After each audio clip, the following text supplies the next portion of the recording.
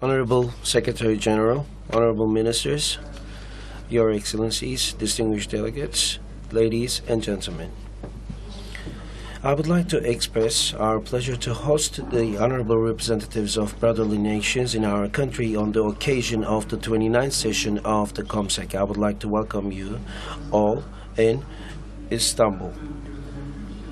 Making major contributions, we have Nicolas Tangaye of the and we have the Turkish Republic of Northern Cyprus, Serdar Dektaş, Vice Deputy President, making major contributions to the reinforcement of solidarity, brotherhood, and cooperation among member countries since its establishment. The COMCEC continues to fulfill its function in today's world as well. I hold the belief that your deliberations will broaden new horizons to further our cooperation. Distinguished guests, the world undergoes a difficult time of political and economic turmoils. The Islamic world is influenced by such difficulties to a great extent. On one hand, we encounter challenges such as stagnation, unemployment, and poverty caused by the global economic crisis. A crisis gives rise to a larger gap between the poor and the rich. We have to cope with its social impacts. On the other hand, a part of the Islamic world is in turmoil, and we face saddening images each and every day. As I stated during the OIC session held in Tehran in 2003, the persistent shortcomings for good governance, justice, and freedom put an end to some regimes in the Islamic world and causes some others to break apart. Internal conflicts and disputes continue to take place in a part of our brotherly countries. This civil war in the neighboring country of Syria has now turned into self-destruction of a nation. The civil war, which has been ongoing approximately for the past 3 years, has claimed more than 100,000 lives. Millions of people left their homes and relatives and migrated to neighboring countries. We have been observing all these occurrences in sorrow and with our hearts wrenching. Generations which are raised in anger and conflict have already become a party to potential conflicts in the future and a part of this vicious cycle. This lays more responsibility on member countries to find a solution for such problems. Unless we seek and find a solution for our own problems, some others will impose their own upon us. It is our responsibility to put our home in order. It is primarily our duty to put out fire when it occurs in our home or in a neighbor's. Otherwise, the cost will be massive for all of us. Therefore, I call upon all member countries to increase their efforts with a view to finding our own solutions to our own problems. Persistence of problems make it difficult for us to properly make us use of our natural and human resources, which are of major importance in terms of the development of the Islamic world.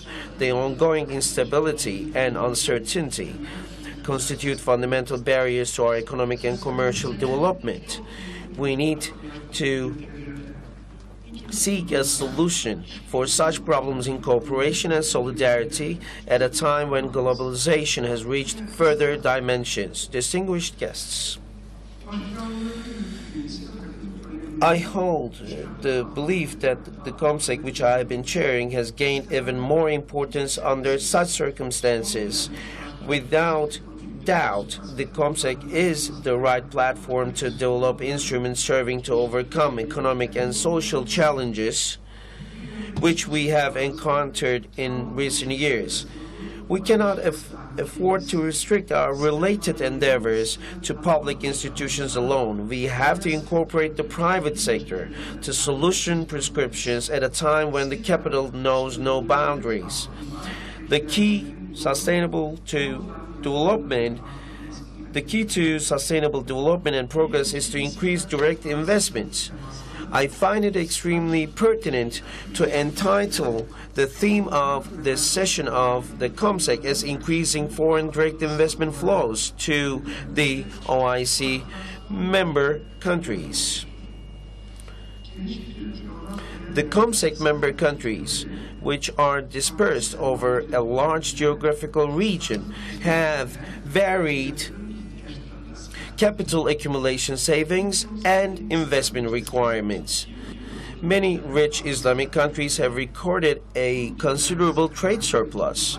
Capital accumulation is substantially high in such countries. In this framework, it is pleasing that the current account surplus of the OIC economies, which was 101 billion US dollars in 2009, increased to 350 billion US dollars in 2012.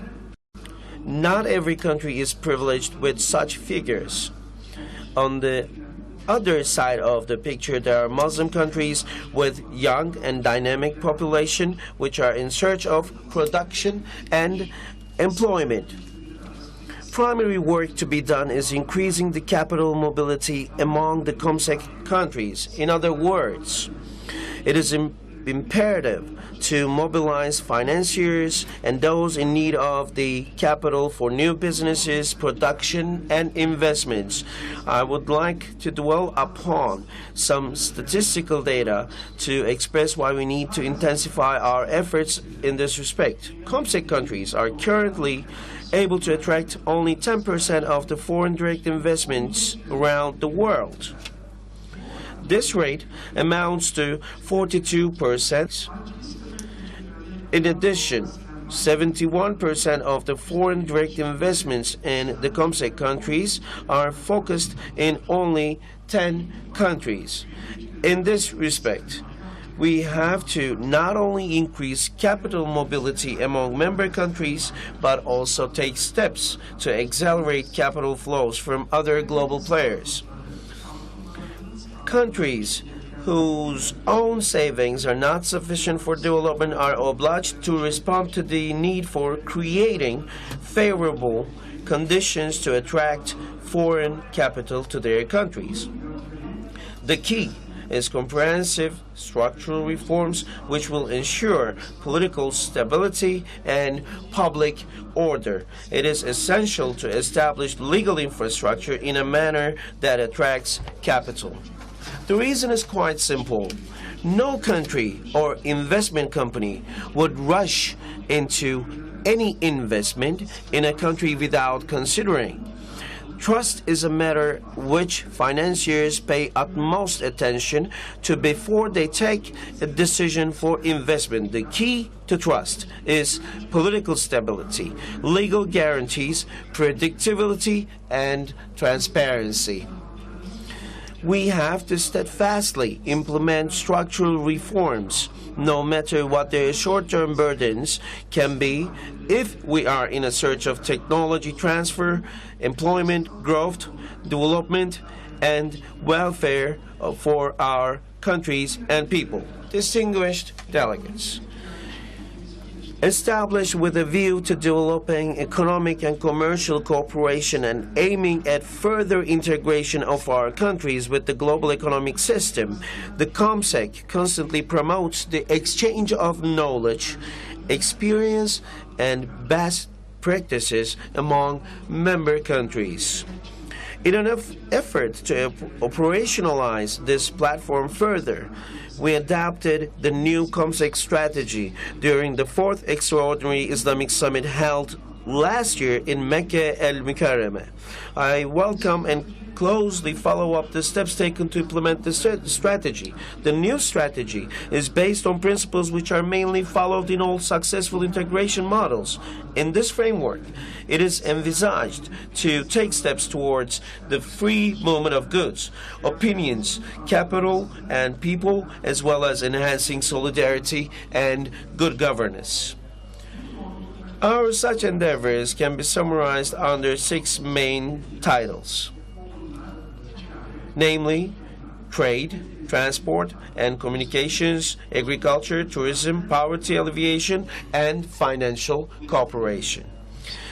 I would like to avail myself of this opportunity to thank all member countries for their active participation in the working groups and the process of project proposals, as well as for their successful efforts.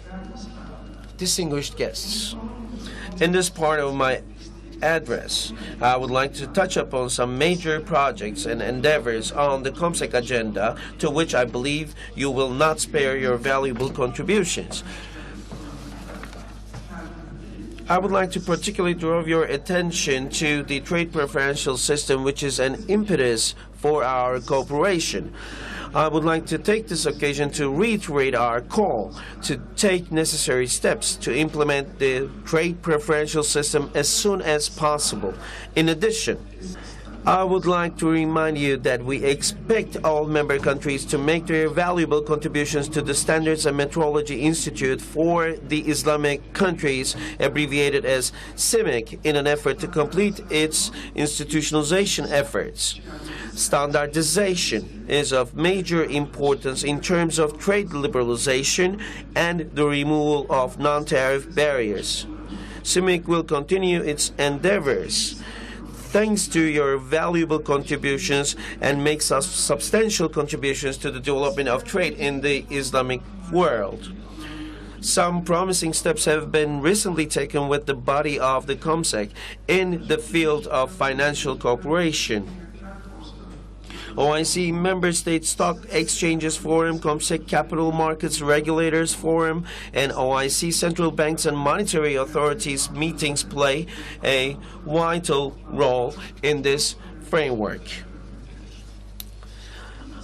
I hold the belief that S&P OIC COMCEC Sharia 50 Index, which was developed within the body of the Stock Exchanges Forum, will make major contributions to the enhancement of capital flows among our brotherly countries.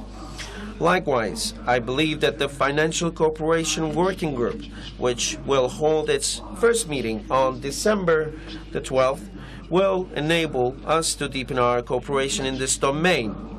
I also attach importance to the endeavors of the COMCEC Private Sector Tourism Forum, which makes effort in another field of cooperation. I would like to take this occasion to dwell upon a matter that shocks the conscience of humanity. COMCEC countries enjoy a large geographical region and rich natural resources. However, 21 of our member countries are among the least developed countries. Problems such as waste and resource management lead to a poverty-driven social costs. Therefore, I expect you to lend your utmost support to the endeavors of the Islamic Solidarity Fund for Development, ISFD, Special Program for the Development of Africa, SPDA, and OIC Vocational Education and Training Program, OIC VET. Honorable Ministers, distinguished delegates, I find it beneficial to touch upon some issues which are likely to be indirectly influential over the future and the economic performance of the Islamic world. First of all, the Islamophobia remains as a critical problem which instigates unsubstantial prejudices against our glorious religion and Muslims. Beside intentional defamation propaganda, some ill-disposed persons and circles abusing our sacred Islamic values and conducting acts of violence and terror play a role in the persistence of such problems. We have to combat any form of deviation playing into the hands of people who equates terrorism with Islam, the religion of love, tolerance, and conciliation. Our holy religion, Islam, considers murdering one as murdering all. We definitely need to keep this in mind and heart. Islam leaves no room for terrorism. We cannot afford to ignore the fact that the lack of education and spirituality, poverty, and income injustice feed such movements, and we need to steadfastly address such problems. Another important matter which will enable us to win over hearts and minds for the combat against Islamophobia is to display Islamic morality in our economic activities. Conducting our business in the best and proper manner while producing, purchasing, and selling will definitely contribute to the elimination of negative perceptions about Muslims.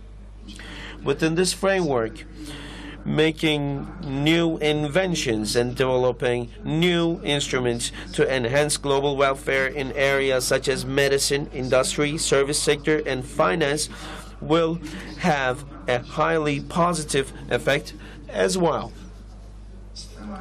Another matter which I believe relates to the future of the Islamic world is the exertion of efforts to find a solution for global problems, playing a more active role in the solution of global problems such as climate change, poverty, fight against organized crime, immigration, radicalism, narcotics, and human trafficking will certainly introduce new economic and commercial opportunities for Islamic countries. Thirdly, I would like to draw attention to the upbringing of the youth, who are the custodians of our future. In all corners of the world, youth is the fastest segment of the society that keeps up with head-spinning developments in technology.